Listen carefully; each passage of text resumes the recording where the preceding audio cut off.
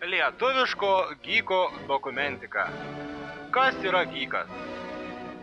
Sėdintis prie kompiuterio dideliais sakiniais, žaidžiantis WoW ir turintis labai daug draugų internete, bei turintis 70 levelio elfę merginą? Ne, čia frykas. Lietuviškas gykas yra kitoks. Pradėkime nuo aprangos.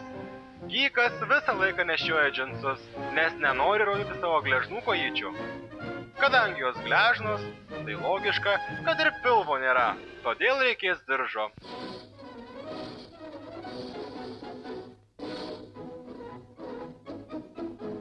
Ta svarbi atributika yra maikutė, ant kurios visada pamatysite spalvingą piešinuką, iš kurio galima pasakyti jo emocinę būseną. Paimkime kaip pavyzdį.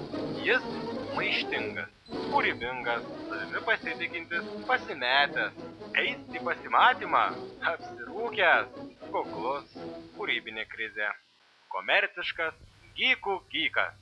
Jeigu jūs pamatysite gyką su marškinėliais ilgomis rankovėmis, reiškia šiandien laukia šalta. Taip pat gyką galima atpažinti iš kojinių. Kiekviena spalva reiškia gyko lygį, kuris yra žiūrimas pagal spalvų spektrą nuo raudonos iki violetinės.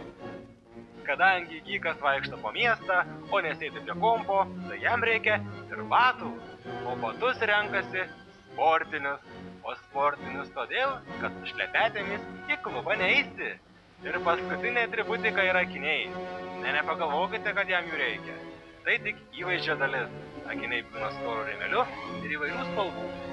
Dabar priešais save matote tikrą lietuvišką gyką.